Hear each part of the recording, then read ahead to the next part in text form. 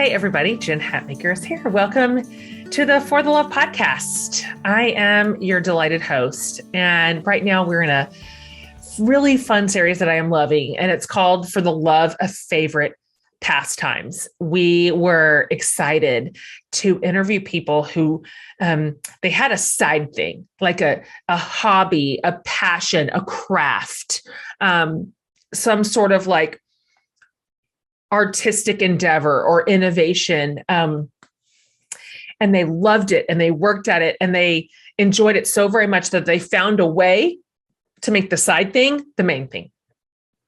And we're kind of all over the place. Like we're in all sorts of genres, all sorts of hobby genres, but it's been so interesting and so fascinating. And I've really loved the guests and felt inspired by them. And so today is a really, really fun interview. My guest today was really fun. He's funny. And this conversation was like kind of lively and I just totally enjoyed it. Like I'm looking at my clock right now. I'm like, whoa, that hour went fast. Because today we're talking about the outdoors. Now, to be fair, I love the outdoors and I really always have. For tons of reasons. I was a part of the last generation before electronics were like a thing, right? Obviously. I mean, we didn't have hell, we didn't have anything. We had one TV and it had 4 stations, right? Even video games were not at all like the immersive world that they are now. I didn't even get a VCR till I was in high school. So we actually just didn't have a lot of reasons to stay inside. Do you know what I mean? Plus back then our parents like only slightly cared if we became milk carton children. Like they just turned us out. They're like, you get out and you don't come back until that sun's starting to set. Especially in the summertime. I mean, which I get. But sometime after all that, I got married, I had a bunch of babies. We moved to Texas, where you can, to be fair, pretty much be outdoors almost all year long. But about 8 of those months, it's like stepping outside on the surface of the sun. I mean, we can go outside, I guess, but our choices for our outdoor life in Texas for a big chunk of the year got to be by water, right? We're in water, we're near water, we're by water, we're spraying ourselves with water, whatever. But also, I'm a porch girl. Like, you know this about me. I'm out there like all the time. You see me on my porch swing in the breeze I look out over my trees. I hear the birds. I love my backyard. I love a backyard party with all my people on just a nice night, the string lights, the music, the laughter, the food, the big cozy porch furniture. I mean, it's just one of the greatest things ever. I grew up on the slopes of Colorado. We grew up skiing. I grew up on the softball fields. When the kids were little, we went camping every single year with our best friends. And so I just have a love for being outdoors. And my relationship with moving my body outdoors is mixed. Because I did just mention things I like to do outside included sitting and barbecuing. But I also love outdoor activities. And in fact, my friend Kevin Nealon, who you remember, of course, from tons of things, but notably SNL, he shoved the camera in my face once on a hike.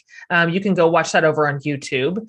And so I'm kind of maybe redefining right now what my relationship is with moving my body outside, just in this stage of life that I'm in. I'm figuring out what she likes and what she doesn't, and how to push her to new heights while also respecting her boundaries and not putting wild expectations on her, but rather reconsidering outdoor stuff as not a task, not just a thing to check off, not just some exercise grind that I don't enjoy, but rather like nurturing, nourishing, enjoyable, right? I think that's my work right now that I'm working on. And I don't know if you feel that way too. And I know that our relationships with the outdoors can be weird or wonderful, depending on your background, depending on your experiences in the past. But I'll say this, if anything good has happened over the past couple of years, it's remembering how good it can feel and does feel to be outside and to move your body outside. A lot of us during COVID, we were just turned out into the yard and into the trails because so many of our indoor spaces were compromised for so long. And so like by hook or by crook, like a lot of us rediscovered the joy of the outdoors. That wasn't just our only option. It's a good option. In fact, it's scientifically proven that if you just spend 20 minutes outside in any kind of capacity, your stress hormones drop dramatically because nature has a beautiful healing power. And I respect that. So this guest is fun today. He doesn't have 100-degree summers where he lives near Seattle. Lucky him. I only resent him a little bit, but I so enjoyed talking to him. I'm over the moon today to have Ben Steele on the show. So let me tell you about Ben. Not only is he super cool, but he has one of the coolest jobs on the planet. Ben is the Chief Customer Officer at REI. You know it. Literally the biggest outdoor co-op in America. So he basically gets to think about nature and the outdoors and why it's awesome to experience and how to help other people have the same experience. So I want you to know this before we get into it. This is a low-key conversation about being outside. This is not just for my listeners who have like all the puffy vests and trekking poles and want to hike Mount Kilimanjaro. Okay. This is not that conversation. This is just two people talking about really the power of nature to inspire us and to heal us and to host our communities and make us feel a little more hopeful about the world and our place in it. So really this conversation is for everyone. I found it so inviting and so invigorating, and he's really funny. So you're going to enjoy him so much because listen, you can like nature and not want to spend your entire life in it, right? But moving your body in any way outdoors can be one of the most wonderful, calming, but weirdly exhilarating experiences you can have, all for $0. So with that, you guys, please enjoy my conversation with the absolutely delightful REI's own Ben Steele. Ben, welcome to the show. I am just delighted to meet you. I can't wait to have this conversation with you. I think your life's so interesting and so fun. Thanks for making the time. Well, thanks so much for having me. I really appreciate it. And I'm looking forward to the conversation. Yeah, absolutely. So obviously I did a little research before you and I hopped on today. And I noticed, we're going to start here and then we're going to work backwards to see how you got to where you are. I noticed that REI's like number one value is a life outdoors is a life well lived. And I love that. And of course, we all know you appreciate the power of a puffy vest. So I'm guessing you feel the same way. I would love to know, let's just start right there. More about that, why you believe that, why this is a part of the driving ethos, really, of your entire adult life. Well, I love that starting point. So, I think for me, like a lot of folks who work at the co-op, it's a lot of lived experience, right? It's a love of the outdoors and the outside that is a part of your life, whether that's something that started as a kid, or something you found later, or something you've seen in others. A few years ago, we decided to kind of put that to the test and say, is it more than anecdote and lived experience? And we partnered with scientists and universities and really tried to quantify that question of what is the value of time outside. And we've even updated that language since as a result. So the belief is now we believe that time outside is fundamental to a life well lived.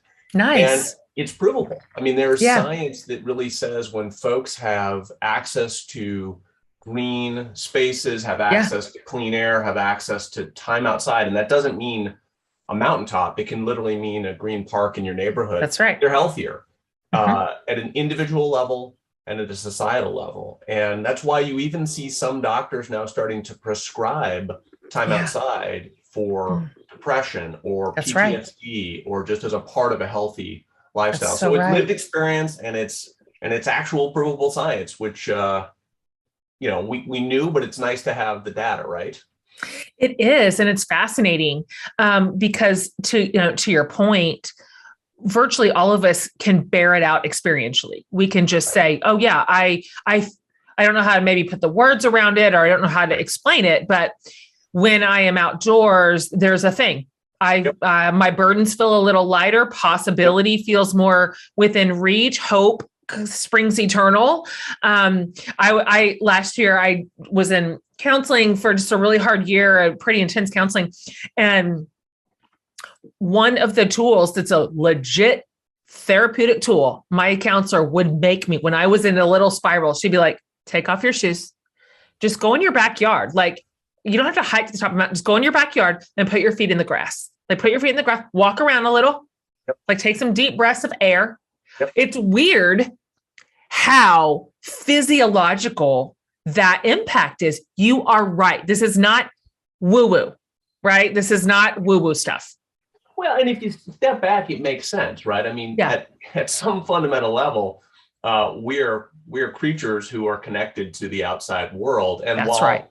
A lot of the, centuries and centuries and centuries of innovation and advancement and civilization and, blah, blah, blah, have disconnected us from that, it isn't truly disconnected from who we are. And, there's a million examples of, I think better when I'm walking, or, nothing helps me reset like a sunrise or a sunset. Yes. I think for people, it is physiological, and I think it's spiritual. A lot of people talk about the outdoors as my cathedral, or the sense of something bigger than myself. And, again, I don't think that's only true if you're at the top of a 20,000 foot mountain. I think for a lot of people, it is the backyard, or it is a river, or it is the sound of waves. And I think what we've tried to say is, okay, if that's fundamental, then wow, that's a human right. And our job isn't just to sell people stuff. It's to really enable and inspire people to make that connection and make sure that there aren't people who are blocked from that, because not everybody has the same access, and that's important.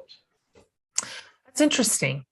What is that? I had another question, but based on what you just said, I'm curious, what sort of initiatives, or how do you approach this idea that it shouldn't be, but in a lot of cases, access to the outdoors is a privileged experience. Like, what's the solution here? What from a company standpoint, from a co-op standpoint, how do you look at that and go, wow, how could we step in this gap and make this like more accessible and even more necessary for communities that maybe just don't have the same access? Well, it really starts by recognizing what I think you said beautifully, which is just getting honest and comfortable with the fact that access to the outdoors has historically been about privilege. It has been about a place that is distant. It has been about time. It has been about oftentimes gear that's expensive or highly specialized. Yeah, right. The first step is to say, okay, that doesn't just happen in a place that's 5 hours from the city. It can happen anywhere. So I think the first step is to say, let me start by asking you what's important about the outside, rather than telling you, go find it here, asking you, where do you find it? So then I've got to be in service to that. The other piece is to really start to systemically take down some of the barriers. So if gear is really expensive, well, how do things like used gear and rental, how do things like different price points for folks to discover the outdoors make that more accessible? How do you address real questions like access? How do you think about, how do I get to a place that's somewhat distant if I don't have a car? So we really do have initiatives and programs to start to look at those. I think the other piece as well, which has been, I think, harder for the outdoor industry to reconcile, is the outside is not an equally safe space for everybody. That's right. It's certainly true for women. It's certainly true for people of color. It's certainly true for different identity groups. Yeah. And so we've got to be honest about everything from racist naming of outdoor places to a legacy of stolen land, to the reality that depending on who I am, I may not feel that comfortable outside around other people. So those are complex problems. I'm proud of the fact that REI is really stepping forward to say, how do we address those things, and how do we address them in partnership with folks rather than trying to solve it for them, if that makes sense. That's really great, Ben. I love that. That's a really holistic approach to look at that from a lot of angles, from a legislative angle, from a social angle, from a price point angle. And then we finally get down to the brass tacks about products and gear. And that's really probably what's going to take is some efforts at every single point around the spoke to make that happen. I love that conversation. And I love that your company's a part of it. Yeah. Let's talk about little Ben. Let's talk about your deal. your deal. I want to hear about your childhood. Were you an outdoorsy kid? Was this something that was always a piece of your kind of soul matter? And what is your path to finally landing here at arguably, I mean, one of the largest co-ops for like outdoor living and recreation in the world? Is that fair to say? Yeah, it's absolutely fair to say. Yeah. We're the largest consumer co-op in America, and we are proud to be one of the leaders in the outdoor industry. So yeah, it's a great place to be. What were you like as a kid? Incredibly charming, really handsome, very funny, wildly popular. Yeah. I mean, honestly, maybe too popular. No, honestly, I mean, I grew up in Boise, Idaho, which I recognize, beautiful, relative to access to the outdoors, is a pretty privileged place to grow up. I mean, it's that notion of there's a trail out in your backyard, there's a river. Totally. But it was a part of my life, but it wasn't really a part of my soul. And I'll be literal about the question that you asked. That didn't really happen until probably I was around high school. I really fell in love with the outside and the outdoors through running. I joined a cross-country team. Yeah. And we had a coach who basically would say, see that mountain? Go run to the top of it and then come back. And those times with my teammates on the trails in and around the city, getting into mountain biking a little bit, it was specific activity that made the outdoors a bigger part of my life. And then as I grew up, as I went to college, as I met the woman who's now my wife, like more hiking and backpacking and climbing with friends, those things became a bigger part of my life. And it really did become a part of my soul. But it wasn't, some folks, I was 2 years old and we were backpacking. That wasn't my family. That wasn't my life. But I do think that the surroundings and the access allowed me to discover it in that way. Totally. But yeah, it's a huge part of my life now. But it didn't happen, when I was knee high. So at what point you went to college? Yep. You are figuring out how to be a grown up. Yep. At what point were you like, this could be my work? This I'd like to like throw my chips in here in this industry and for this space. Like, how did you get to where you are right now? Because you're pretty high up, guy, in this organization. So did you come like right out of the gate here? No, I have kind of an unusual or unique path into retail. I spent most of my career, I've been at REI for about 7.5 years. I spent my entire career before that. So the majority of my career in the brand consulting space. So working at advertising agencies and brand and design firms. And, I was lucky enough to find myself at a great but smaller ad agency here in Seattle right out of school. And two of our first clients were Seattle Mariners baseball team. And as a baseball fan, that was a dream, and REI Co-op. And so I got to work on two brands.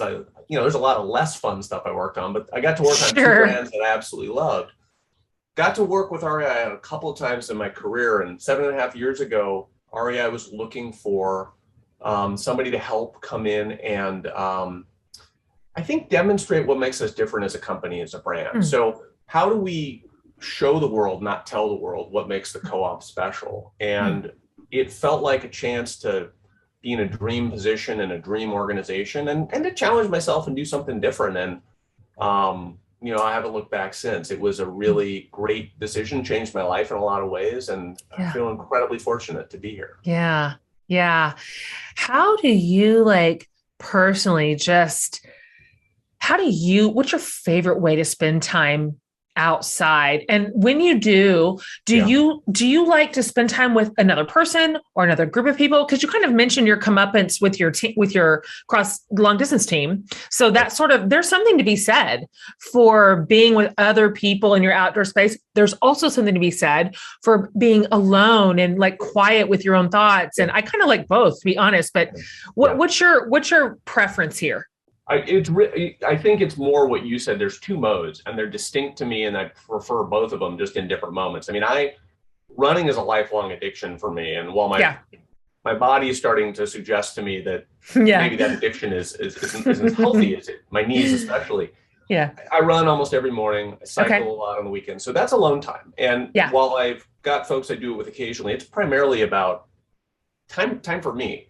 Yeah. I also, though, equally love spending time outside with my wife and daughter. We spend a lot of time hiking. We spend a lot of time in the outdoors. We spend time snowshoeing in the winter, skiing in the winter. We do that with family friends as well. So there's a connected set of experiences that I love. And then there's a more singular and focused set of experiences that I love. And again, they give me different things. And I try to balance both of them. Do some of your like best ideas, your like coolest innovations come on that bike or on the road? And running. I mean, and running. I mean, I know it's a cliche, but it's that classic thing of you're struggling with a problem. You're struggling with a problem. Oh man. So true. 5 miles later, suddenly it seems clear and there's a connection. And I think it's about what we talked about earlier. It's about context. It's about, I mean, I love running every morning because the change of the light and the weather and there's something about the constancy and the change that I think creates connections and sparks things in a different way. How far do you run? Not as far as I used to. I used to a lot of marathons. Now I'm kind of a 5 mile a morning guy, and on the weekends I'll go a little longer. And I'm doing a little work with a PT group to try to stretch that back out because I'm riddled with injury. And we can spend a long time talking about my injuries in detail if you want. That's probably the podcast that people really want to hear. It's riveting podcast content. Yeah. I mean, truly, it's why people tune in. How old are you? I'm 46. So it's all down. It's all Yeah. I'm 47. And it's funny because I like consistently overestimate what I'm capable of because I used to be. I'm like, oh no, I could still do that. Like, that's just what I do. My body does that. When it used to hurt the next morning, it was better. And now it still hurts the next morning and it keeps hurting. And, I'm struggling with it, Jen. I'm struggling with it. Listen, my dad is 75. And he has run between 4 and 5 miles every day of his life, of his whole life. And just this year, he finally had to have hip replacement because running, turns out, is a little bit of a grind on the old bod. But he made it to 75, man. That's amazing. And his doctor was like, that's it. There's no more running for you. And what my dad says to the doctor, this is his job. He went to med school. He has credentials. He's got big degrees. My dad says to this doctor, who, by the way, he calls Jordan, which is his first name instead of doctor, whatever. Which I'm like, Dad, no. But he's like, okay, no running. I'll just do a slow jog. I'm like, Dad, that's running. Yes. A slow jog is running, Dad. The rest of us just walk. So I'm just saying, you got some life. You got some gas in the tank. You're 46. You got another 20 years before you have hip replacement surgery. I need to get my wife down here because she's telling me not to run anymore. I'm with you. I think that I got another, let's say 30 years, 29, 30 years. I like your chances. I like your odds. Have you ever seen someone wearing a colorful pair of like flats or cool sneakers and thought, God dang, those are cute. Like, I wonder where they got them. Cute and comfy shoes can be hard to find. And girls, we know this. It's a tall order. But Rothy's knows what's up here. They are famous for their chic, pointy toe flats, and that is like only the beginning. I actually entered the Rothy's universe by way of their slip-on sneakers. They look super cool, but they basically feel like you're wearing slippers. I know a lot of you on your feet all day. You're chasing after littles, or you're teaching them, or you're working, you're in an office, whatever. And Rothy's are perfect for anyone on the go. They're also a dream for packing and traveling because you can literally be one and done with these shoes. I wear their sneakers with everything from cutoff shorts to a fun little dress, and my feet never hurt, and this matters. What I also love is that Rothy's takes sustainability to the next level, you guys. All their products are knit with thread made from plastic water bottles. In fact, they've repurposed around 125 million water bottles so far, which is crazy awesome. So your new favorite shoes are waiting. Discover the versatile styles you can wear absolutely anywhere and get $20 off your first purchase at rothys.com/forthelove. Okay, so that's ROTHYS.com/forthelove for $20 off your first order. So we're going into the summer months, and you may already be thinking, what in the world can I do with the kids to keep them engaged without always giving into screen time? So when I discovered KiwiCo, I was immediately like, this is it. This is such a smart thing to engage our kids' natural curiosity and creativity. If you're not familiar with this company, they deliver monthly science and art projects. and they have different options for all ages. I get these for my nephews every month and they go crazy for them. It's really fun to see and they're fun to make. KiwiCo's hands-on projects are designed to be cool, but also to teach kids about all the things. So like as a parent, you might just be geeking out right alongside of them, from discovering the science of magic to engineering a domino machine and more. KiwiCo doesn't mess around. These are real deal projects with high quality materials, and the projects actually function and work. Okay, so step into summer and celebrate the season of discovery with a KiwiCo subscription. You guys, you can get 30% off your first month plus free shipping on any crate line with the code for the love at kiwico.com. So that's 30% off your first month at kiwico.com, promo code for the love. Okay, this is important. I am a girl who likes some gear. Like if I'm going to go, if I grew up skiing, I grew up on the slopes. And so gear is imperative to a lot of sports. So I love athletics. And I like to look cute. I just do, Ben. I just do. And so let's just ask this. What's your go-to gear? If somebody came to you and said, I want to become a hiker. I want to be in the woods. I want to hike in the woods. And you said, all right, this is the stuff you need. What is it? Okay, so great question. And, maybe I'll come in a couple different ways and you guys. Okay. So, I'm a big fan of a vest. I'm going to be really honest with you, like to the point of like it being a cliche. I've never really met an armless torso covering object that I don't like. So I think, big fan of layering. Vests are a great way to manage heat. Yeah. I would also say for folks, there are so many cool, I'm a bit of a gadget guy. And so there are so many cool gadgets and devices now to help sort of like measure and quantify. And for some people, I know that's anathema to time outside, but I love like a tracking watch and a heart rate monitor. And I think for a lot of people, it helps keep it fun and interesting and surprising. The other thing I'd say, honestly, and this is about as basic as it gets, a lot of people who hate hiking and running, when you really get to the bottom of it, they have shoes that don't fit them. I knew you were going to say that. That is the truth. It'll ruin the experience. A good pair of shoes, a good pair of boots, and a great pair of socks solve a lot of the problem. And I know that's like beyond basic, but start there and then work your way up. Yeah. What's your favorite? Are you allowed to say, since you're a retailer who has a lot of brands? No, it's okay. You're a person. You're a human. You get to have favorites. I'm a human. Yeah. So I will say I have been a lifelong runner in Asics running shoes, and I am a devotee of Asics. And we do sell Asics. I wish we sold some more of them sometimes. But I swear by. I'm a little. I run every day. I wear the shoes every day. You may be sensing a theme of some. We can call it discipline or rigidity, depending on the moment. But that's fine. I found a pair of shoes that worked for me when I was like 13, and I've basically been running them ever since. Do they last you a year? No, I'm I think your dad would agree. You got to change their shoes every 3 months, and they wear it. But, and this isn't, I promise you, this isn't like a setup for an ad, but now you can trade them in because they may not have a lot of money life in them, but you can do a lot of other things. And we're doing a lot of used gear trade-in right now because products have a lot of life in them, even when they're, don't have to sit in your garage or sit in your closet. They can kind of go back into somebody else's hands. That's interesting. So you have a trade-in program at REI?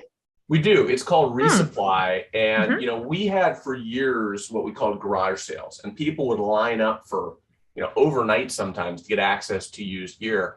And instead of doing that a couple times a year, we've now built it as a part of our business. And, back to your question about access, there are a lot of folks who have a garage full of stuff and love gear and want to upgrade it every few years. And then there's a lot of people who are looking to get into something, and that's a virtuous cycle. So we have trade-in, and folks can get gift card store credit for that trade-in to upgrade to other gear. And it gives other folks a chance to get into gear at a lower price point and try something. That's nice. That's fantastic. Because sometimes people are like, they watch one pretty baller documentary on Netflix and they're like, what I am now is a mountain biker. That's what I am. I just have a new identity, and that's what I'm going to get the thing, and I'm going to get the shoes, and I'm going to have the gloves. And it lasts for like 3 months. is 3 months, and then they retire. And Exactly. so you are so right that people sometimes have the gadgets that are like lightly used. I love that idea. It's also awesome for sustainability. I mean, the stats Totally. on how many products in America get thrown away Great point. versus used, and you know, the carbon impact of buying used gear versus always buying new gear. You know, this is a classic case of kind of following the customer. Younger customers are really ahead of this trend, for ahead of most organizations. And I think the companies who are smart are saying people love this for a price perspective, for a trial perspective, for a sustainability perspective. It's a business that we should find a way to be in. And it really fits the outdoor industry really well. It sure does. A second ago, you mentioned you're a gadget guy. Sometimes the idea of having your cell phone with you feels antithetical to outdoor activity. However, in this modern age of our cell phones, they can be really helpful tools. There are so many cool apps now to kind of aid us. There's trail apps, and there's even like for the plant people who are out and they see a plant they want to know about. There's an app called Picture This, and it'll identify a plant for you. There's so many things. App. Yeah. Really what do you have any like apps specifically that you like, that are useful, that don't like take you out of the outdoors, but really just enhance the whole experience? Yeah, I do, for sure. And again, I think, you know, like anything, it's a personal question, right? In that for some people, that is a total disruption. For other people, it's an enhancer. And great news, you're free to choose that for yourself. I happen to like the technology and like the apps. And there's some awesome trail apps. We've got an amazing organization here in Washington State called Washington Trail Association. And they've got a super cool app that does everything from help you figure out where you want to go to making sure that when that trail forked, I went the right way. And use that a lot. There's that plant app. There's another one for bugs that I like to use. Although the bug one is a little less accurate, so I won't name it by name. When I'm out for my running or my cycling, I also I'm listening to podcasts, or I'm listening to music. Yeah, of course. I'm doing it with open earphones so I can hear cars and hear other things. But I really like to be listening to things. So those are all apps that I use and love, and they're a pretty active part of my outdoor life. That's making me think of a couple more questions that I want to ask you. Number one, now being super exposed to all kinds of sports and outdoor activities through your co-op, of course, have you what's one activity that you tried that you'd never done and you loved it? You're like, oh my God, get the deal. And one that you tried and you're like, this sucks. I'm not doing this. I'll sell the gear, but I'm not doing this anymore. So I'll answer the second one first. And it's not that this sucks, it's that I suck. I get that.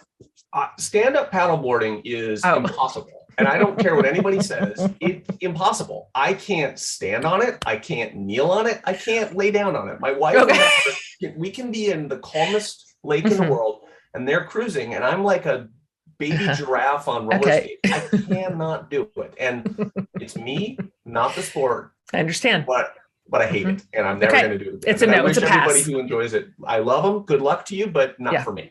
Yes. So I live actually. I'm in Austin, Texas.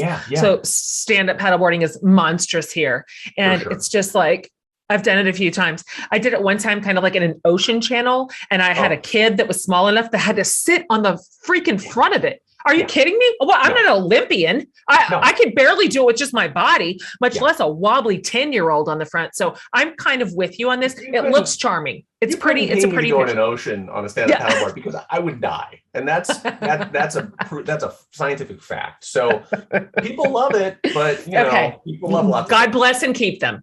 And what about one that you tried that was new to you, and you're like, big thumbs up? So I would say I got a lot more into cycling after joining the co-op. And part of that was signing up for a few events. I had always done cycling and I had done mountain biking growing up, but I got really, really, really into it. And the bias for me had always been to really get a great cycling. It's like you're going for 6 hours and you can run for an hour and it's a lot more efficient. I learned to love the time inefficiency of cycling and and also the kind of the group dynamic of rides with other folks. And I became a much more passionate cyclist after joining REI than I was before it. That's a good one. Speaking of time efficiency and inefficiency, I'd like to talk to you for a second about kind of work-life balance. Sure. It's women get this question a lot. Like anytime I'm doing an interview, I get the work-life balance question. I don't think men get it as often as women do, but I'm interested to hear your answer because as mentioned, you're pretty high up at REI. And so I am curious, what are your like personal best practices to keep these a little bit in check so that you still do have time for all these, like, as mentioned at the top of the show, life-giving, literally like essential activities. And then secondly, to that question, I'm curious if that just shared value obviously trickles down into company culture. I'm wondering if REI is like, this matters not just for our customers, but this matters for our staff and our employees. And these are the ways that we're going to ensure you have enough like wellness, mental health time outside. Yeah. I mean, so the first thing I would say is absolutely to the last part of your question. I think I'm really lucky to be at a place that recognizes the realities and priorities of that need, not just as an abstract concept for others, but for self. Now, to be fair, doesn't mean we're perfect at it. And it's a struggle. And we got a long list of things we're working on. And I think about the last 2 years and all the challenges that they brought, that balance has been hard for everybody. And I think we're constantly asking ourselves, what practices are we putting in place or what decisions do we need to make to enable that? You know, I'll give you an example. We've looked at kind of Monday mornings and Friday afternoons and tried to block them from recurring meetings, not because that's not time for work, but because it's time for a different type of work to say, how does that not sneak into nights and not in the mornings? That's an ongoing struggle, though. I would say as life's getting busier for everybody and in this virtual world, the fact that you're always connected, you do have to have some practices. One of those for me is I have said for years and years and years, the only part of your day you truly control is what time you get up. So I get up early to get my time in outdoors every day on the weekdays. And there's definitely days I'd rather stay in bed, but if I put it off for the end of the day, there's always something that comes up. Of course. And frankly, at the end of the day, it's a lot more tempting to go hang out with Mindy and Ellie and have a beer and, start making dinner. So morning is one for me. And then I'm fortunate that I live with two folks who also like to get out there. So on the weekends, we prioritize it and we make time for it. But it's work-life balance is, I think it has changed for a lot of people in the last couple of years with all the challenges COVID have brought. And I think in some ways it's gotten easier and in some ways it's gotten harder. At least that's been my experience. Yeah. I can imagine from a retail standpoint that in obviously some ways it's gotten harder. I mean, you had to deeply pivot. I mean, obviously you already had a huge online presence, but you're brick and mortar too. And so I can imagine that at the beginning, that was a 80-hour-a-week scramble to what do we do? Right. Yeah, it was. And I think, we were one of the first retailers to close our doors, and we closed our doors for weeks until we could figure out how did we think we could operate safely for our customers and safely for our employees. And then our employees, in our stores and in our distribution centers, a lot of challenges and a lot of change, but their day-to-day work is still in the store and still in the distribution center. Yeah. Relatively early in COVID, we had built a beautiful new headquarters and we sold it. We made the decision that, I didn't know that. I think we'd rather have these dollars working for our employees, working for our customers, working on the business. And we sold a headquarters. So we've been in a virtual environment with a couple of satellite offices for the last few years. And that was a big change for our headquarters. Huge. That's a monumental change. So the majority of you work from home now, full time. The majority of us work from home. For most folks, the majority is absolutely from home. For our leadership team, we're in the office a couple of days a week, but we're also trying to recognize, wow, my days at home are really efficient and really effective and productive. My days in the office are really connected. Both those things matter. So back to the question of balance, how do I not go from ditch to ditch? How do I try to build some intentionality to both those experiences? It's really interesting to watch different companies and industries grapple with, what was the, just fly by the seat of your pants response to COVID, but what we've learned from it in terms of work culture, productivity, connectedness. And to your point, it's not one thing. It's not, it was all this and now it's all that, or this is the good way and this is the not good way. It's interesting to watch different companies thread the needle and find some real innovative and I think probably healthier business practices in the fallout if we are forced to find any silver linings at all through the last couple of years. I think that's one of them. May is Mental Health Awareness Month, and it's so important to talk about this. Life can be overwhelming and many people are burned out without even knowing it. Symptoms can include lack of motivation, feeling helpless or trapped, detachment, fatigue, and more, right? Like, sound familiar? And while we associate burnout with work, generally, it's not the only cause. Anything in life can lead us to feeling burned out because we're human people. This is why I really love encouraging my listeners to explore BetterHelp online therapy, because we need to remember to return to ourselves and really dig into what is causing the stress in our lives and figure out how to work through it. I literally don't know how I would function without my own therapy. My receipts on this go way back. I meet with my therapist online too, by the way. It's been a lifeline for me.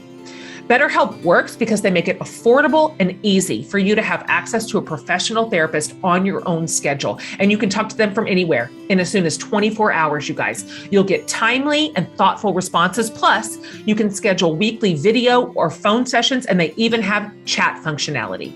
So start prioritizing your mental health today. This podcast is sponsored by BetterHelp, and my podcast listeners get 10% off their first month at BetterHelp.com/forthelove. That's BetterHelp.com/forthelove.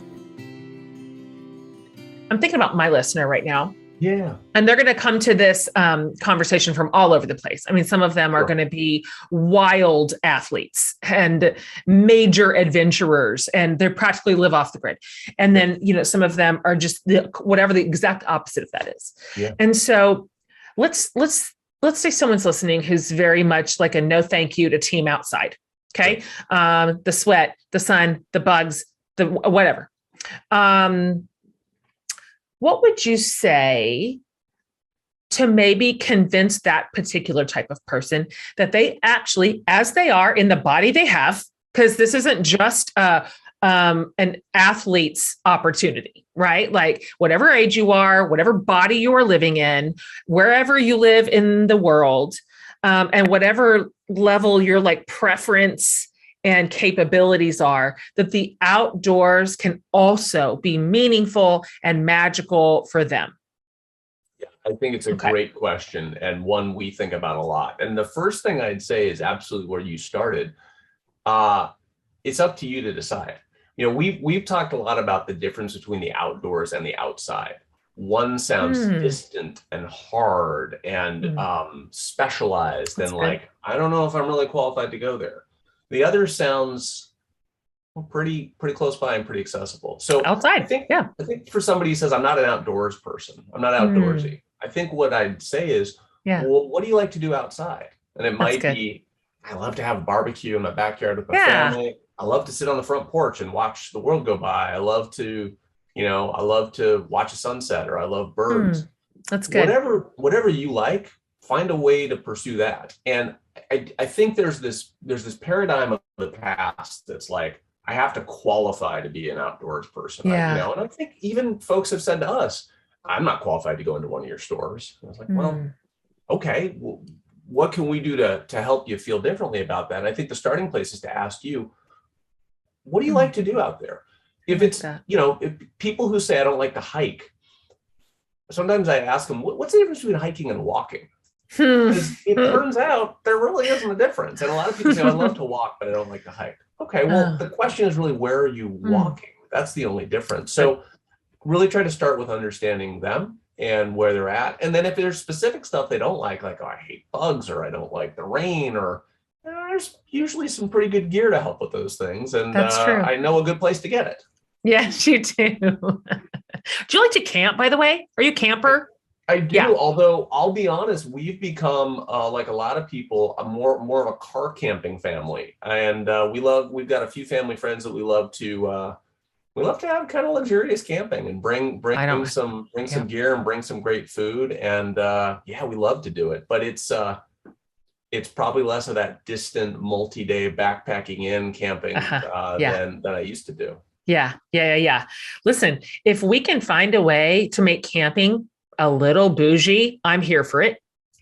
So I'll be your test. I'll be your test case. No shame in that. Ben, let's kind of I'm going to fire up a couple of questions to you here kind of at the end.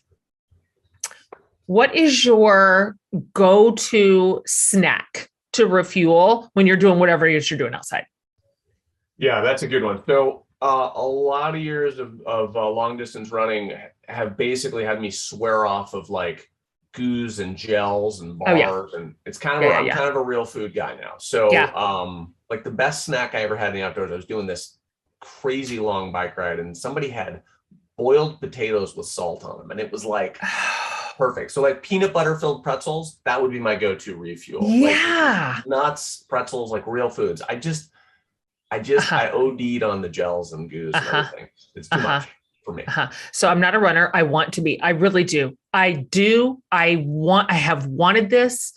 It's the great disappointment of my dad's life that none of his four children became runners. It's so sad for him. It's like genuinely hard. But one year I drug my best friends and my family into doing a half marathon with me because it was cause related. Yeah. So you give me a cause and I can be motivated. That's great. But to just tell you, listen, apparently you're supposed to train for long distance running. And so me and my girlfriends were like, well, let's start our training. But the problem was one time we were training, we all lived in the same neighborhood, which just kind of looked like fast walking, if I'm going to be honest. And one of my girlfriends literally said in the middle of it, she's like, listen, we've got to just slow down. I can't talk with all this running. I'm like, that's right. Let's just slow it down. And then the story, I don't know how I'm in it, and I don't know what it had to do with anything. Oh, I just found it. I just found the thread. The longest we ever went on a single train night ever before the half marathon was 7 miles. One time we went 7 whole miles, and we were like, you know what? If we can do 7, we can do 13. It's all downhill from there. About the same. Halfway done. It's about the same. And then we ended virtually every night of our training walkie runs with wine on the porch. I'm just saying we weren't really mentally in it. However, in the actual race, we got the goo stuff. I'm not a fan. I didn't know what it was, but everybody else was doing it. We're like, let's eat the goo. They must know. They're here. They look at their shoes. They trained for this. Yuck. So what I wanted was a beer. Yeah, okay. That's my go-to. There's no better way to refuel your carbohydrates than a beer after a workout. But I would say it. Those goos and things, they're amazing products. I had too many of them over too many years. Yeah. Now you have a trigger gag reflex. You're like, forget it. I want a boiled potato with salt. It was, I know that sounds crazy. It was in a little bag. No, it doesn't. It was magical. Yeah. I love that. Okay. If you could close your eyes right now and just transport to one outdoor location, the second, what would you pick?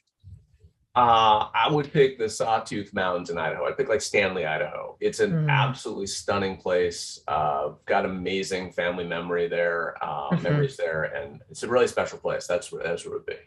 I like that you picked that because this baked in advantage to taking your body outdoors is that it becomes sentimental and nostalgic. It's you create memories there. They have a visceral effect on your bones and your heart rate. And it can be a beautiful part of both childhood and then adult life. So I love that answer. Okay. One last question. Everybody on the show gets this question. And I want you to answer it however you feel like. You can give me a really sincere, sweet thing, or you can just give me something absurd. I like them all. I like this build up. Yeah. Okay. What is saving your life right now? Okay. So this is not a business that we're in. So I'm probably speaking a little out on a limb. Fly fishing has been the thing that saved my life through COVID. I got into fly fishing, fly tying, all things involving flies, fish, rivers. Yeah. And it really sincerely kept me sane over the last couple of years, and has become almost an unhealthy degree of devotion. Yeah.